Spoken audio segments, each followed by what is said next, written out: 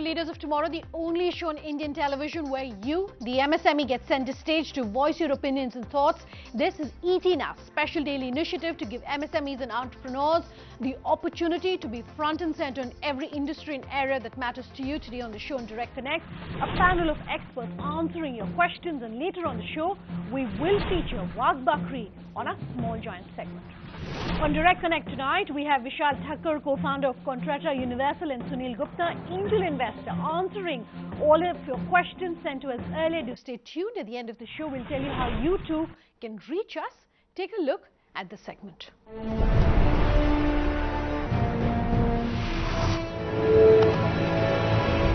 Sunil, Vishal, thank you both very much for being with us here tonight. To run our viewers through all of the queries that have come in, and let's start with the first one. This is a call that's coming to us from the line of Neeraj Tyagi. Neeraj, what's your question? I am Neeraj, and I run a radio station by the name of Radio Mang, which is an online radio station. Right. So right now we started this 15 to 20 days back. We launched this, and we have a good listenership across countries. Now, what we are looking at right now is that I want to understand, how we can acquire listeners, regular listeners who are listening to FM radio stations. Because right now, internet penetration has increased. Everybody has a smartphone. So in terms of that, I want to understand what can be the marketing strategies that we can adopt to churn listeners from FM station to our online radio station. Okay. So in the short term, of course, having a model where you're largely having freelancers possibly works because you're able to bring down the cost. But his question, I understand, is more from a long-term view in terms of, building the company morale, company spirit, and working through that, especially in a model like this. What would you gentlemen suggest? See, the freelance model is good as far as the cost containment is required, because initially you need to spend a lot of money, so you need to save the cost. But there is a disadvantage to that, because down the line you need a homogeneity of the content, which you should have your own core team to create those content rather than depending upon the freelancers. And also in terms of cost, what I suggest is that initially he can set aside some money for growth with which he can build the team, because as we understand that in most kind of service businesses the biggest investment is in people. Okay. Neeraj, that's in response to your query. Thanks for calling in with that. Ravindra Singh is calling in with this next question. Ravindra, what's your question for our experts? So my question in pertaining to startup here in India, or basically on behalf of the software services company in India, is that India's most of the software services businesses depend on the US export, and almost 91% comes from US and Europe, 62% from US and 29% from Europe. So the entire software story of India is dependent on export, and there is not much to do, or even if it is to do with the software domestic business, that is not great. And if one organization in India has to survive on the software services based on Indian customers, I don't think anybody would stand up and say that, look, I can run my business by being dependent on the domestic software company. Thanks very much for that, Ravindra. Sunil, you look very closely at the IT space. I know most of your IT companies tend to look at overseas markets when it comes to their revenue share. But to build the domestic market, what would you recommend? Yeah, that's right. Most of the IT company concentrated initially on the overseas market because of the kind of revenue generations which gave them opportunity.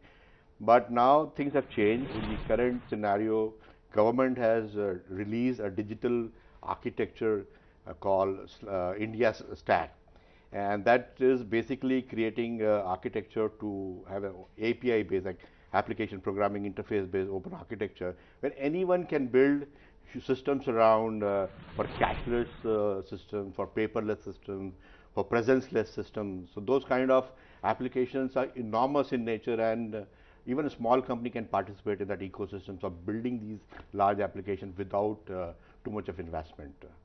Okay.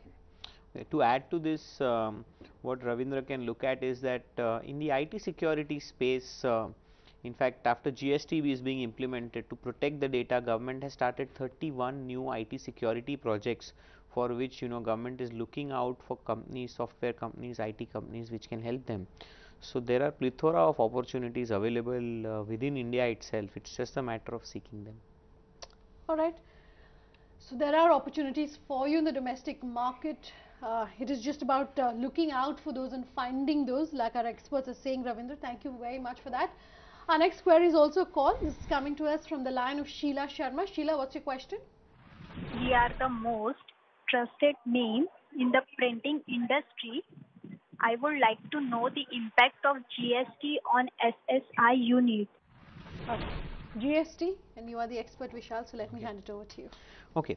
See, when Sheila is saying about the impact assessment, so impact assessment is best done by an expert who's an indirect tax consultant who could be hired for doing it properly.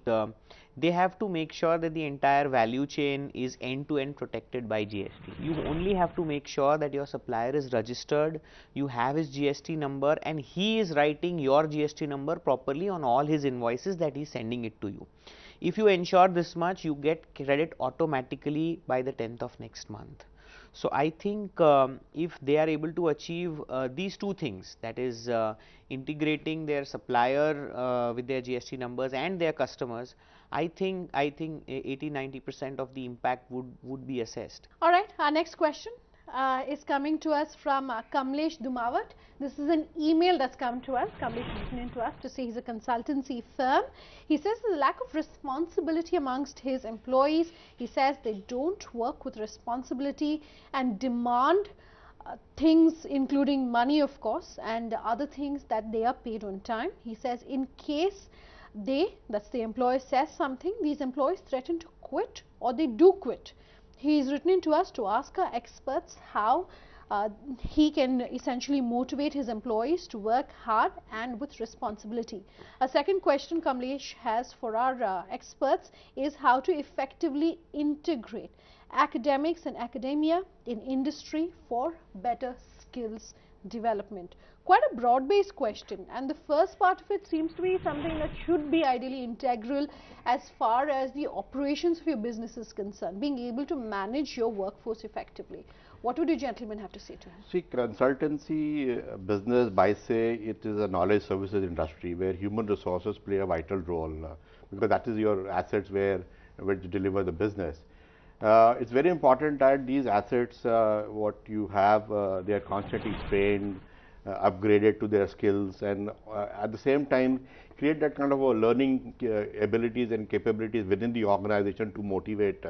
Because more than money, what is important to motivate is also the learning opportunity, working for a marquee client for various consulting projects, as well as risk and reward kind of structures created for incentivizing the consultant who are star performers. That keeps them kind of motivated from the consulting opportunity point of view.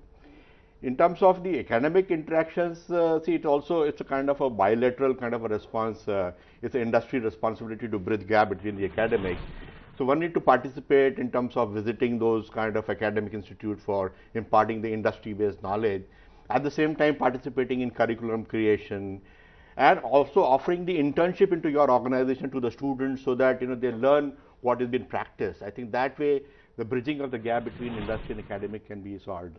Sure. Okay, to add to what he just said, one is I would suggest him to Kamlesh to get his basics in place. See, today's knowledge workforce demands flexible working hours, work from home opportunity, a coffee machine in the office, and a stable HR policy where they would know what kind of leaves accrue to them, what are the festival leaves, planned leave, casual leave.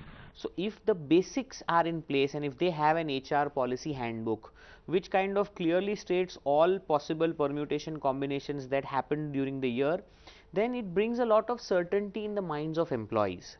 This can easily be done in-house. If not, there are plethora of HR outsourcing companies available who can do this at a very, very nominal cost. All right. So, Kamlesh, that's a very detailed answer for you from our experts, and I do hope that your HR and manpower related questions and queries have been addressed with that. Let's take in another query, and this one is coming to us from Bhagwat Patel. Go ahead, Bhagwat. We are the manufacturer of precision aluminum tubes. My question is availability of seamless, extruded, high tensile special alloy tubes in India. We are not able to get the required raw material for producing our final product to be used for aerospace engineering as well as for defense application. So Bhagwat's question is not unique in the sense that we hear from a lot of companies, particularly in areas like defense, etc., which say we're unable to find the raw material that we need in India, so they're being forced to import. It's also a question of cost. He's talking about the time, how long it takes for him, but I'm assuming it's also a question of cost. What would you gentlemen have to say? See, there are various metallurgical labs in the country owned by government as well as run by the academic institutes like IITs, where they do a lot of research in terms of material technology. In fact, I have known a couple of them. They have found alternative to a lot of import substituents. So I would suggest Bhagwat to approach some of these institutes for giving them a suggestion in terms of if there is any alternate material which can be developed. And there are possibilities. In fact, in the space mission itself, I have learned that there is a company which manufactured the tungsten carbide, which is used for turbines, which was earlier 100% import, but now with the interventions of research, they could develop it in India. So there are possibilities existing already in Indian market. In terms of his delays of deliveries and procurement, I think once you have a proper material planning management systems aligned with your production schedule, and also know the delivery issues of various vendors, he can fine tune that with some kind of software requirement here. Sure. And also to add to him just one point that government, especially our Prime Minister and his team, have been negotiating very hard so far as the defense imports are concerned and sensitive metals are concerned. So in the coming days we will see that the vendors will have much positive frame of mind with reduced regulations to send the material on time. So okay, better days are ahead is what I am trying okay, to so things are definitely changing on the ground, Bhagwat, is what our experts are telling you in terms of being able to find and access the raw material that you need in the domestic market itself. All right, Sunil, Vishal, thank you gentlemen both very much for being with us here tonight. Thank you. Time for a break. When we come back tonight, we're bringing the story of Wagh Bakri on a Small Giant segment. Just stay tuned.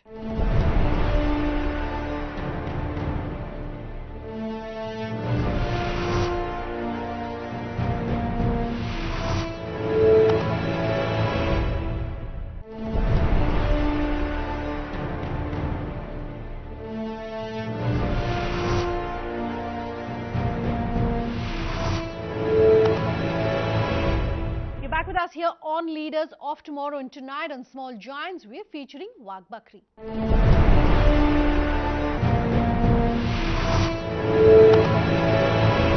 Sipping hot tea is something that most Indians look forward to on any given day, and making every brew worth their while is over a century-old company Wagh Bakri.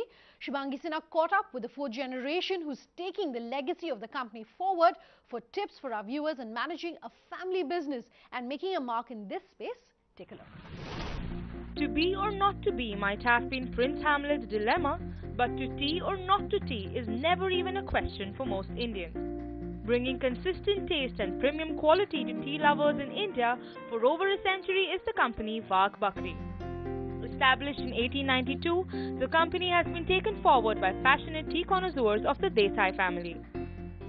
Let us start by talking to you about how tea really happens to be the backbone of India, and you've pretty much pioneered it for over 100 years now.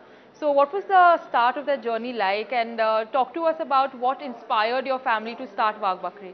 Tea is religion in India, as you are aware, and I am the fourth generation in this Wagh Bakri family.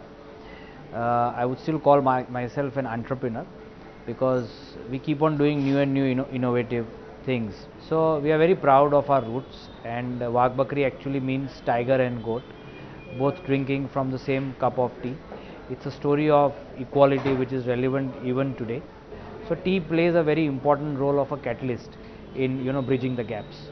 Right, so talking to you about innovation and the different palettes that people really have, and as the years go on, of course, the consumers' palettes also change. So how do you think you've been able to keep up with that? See, one of the strong pillars of our growth has been research. So every time we go back to customers and we ask them how their lifestyle has changed, how their tea drinking habits has changed. So suddenly people have discovered the value of their own choices, and this is what is also an opportunity as a challenge also for companies like us, which give a product which over generations has not changed. So we have in the last 5 years set up our own NABL certified lab. Right, so now like you were mentioning that the tea habits of people are of course changing across the country.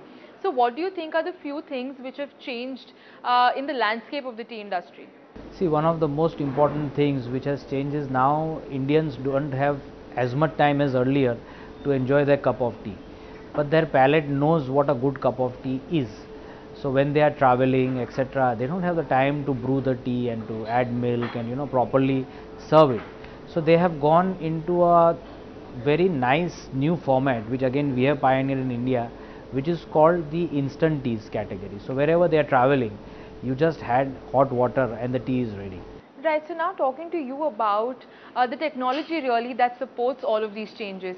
Without some amount of technology, all of this could have obviously not have happened. So how important do you think is technology to you at Wagh Bakri?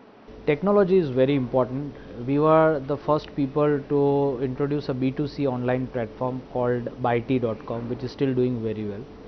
We are also one of the more serious players being sold on the e-commerce sites. We get real-time data. We analyze customer needs. We analyze how our logistics should be planned at the back end. When we look at technology in a larger sense, we look at how the tea that we buy from different tea gardens of India and overseas, how fast we can bring them to our processing plants and give it back to the customers in a very nicely blended way. So technology helps us in discussing and deciding various aspects to customer expectations. Right, so now talking to you about the other side of the business apart from the consumers, which obviously happens to be the team at Wagh Bakri. Now, how difficult is it for you to be able to find the correct skilled employees, because from the plantation to the distribution to finally having a tea lounge, there's a lot of human capital which is involved at every stage. So how easy or difficult is it? See, we believe that we don't employ people, we make family members. So every person in my company, fortunately or unfortunately, a lot of people tell me that that's unfortunate, but I say it's very fortunate. The moment they join us, we treat them like family. We groom them to take senior roles. They grow very fast with us, and whatever challenges that we face it together. So in a nutshell, I win because of my team, and at the end of the day, it is God's grace that they have given us such fine professionals and they have decided to work with us. But you need to put a lot of efforts to ensure that every person in the team, up to the last person standing in the line, is well aligned to the goals of the company and the requirements of the various jobs that they are supposed to do. So now talking to you about HR, in fact, what are the few top tips that you would probably give for MSMEs or entrepreneurs to be able to hire and retain the right talent? So never be in a hurry. Spend a lot of time in training that individual. Spend a lot of time personally with that individual. If anyone has a personal problem, he is not able to deliver at the job. So all the personal priorities become corporate priorities. Wherever possible, try to help align with their life goals along with their career goals. And I think you've had it. Right, so talking to you about the tea industry at this point in time, there are a few things I'd like to talk to you about. Let's start by talking to you about how most of the companies which are present in this industry are a little large. So how do you think smaller players or entrepreneurs can perhaps enter this space? Yeah, you're right. In the tea industry, the largest two players are very large, and historically they have been large. So it's not something that has happened over a period of time. It has been the case for a long time. We like being the local guys in every state that we go, every country that we go, for the simple reason that tea drinking is a very localized business. The way people make tea in Delhi is very different from the way they make tea in Lucknow or in Bangalore, and their preferences are also very different. So if you are a new entrepreneur and if you want to enter the tea space, like I encourage even the new retail format stores like Chayos, Chai Point, or dear friends, and more the merrier. India is a tea drinking nation. Our only concern is that you have to deliver on quality. Unless you deliver on quality, you are giving tea a bad name. Right, so the other trend that of course we're seeing happens to be the tea lounges. So what do you really think is the future of this trend going forward in the country?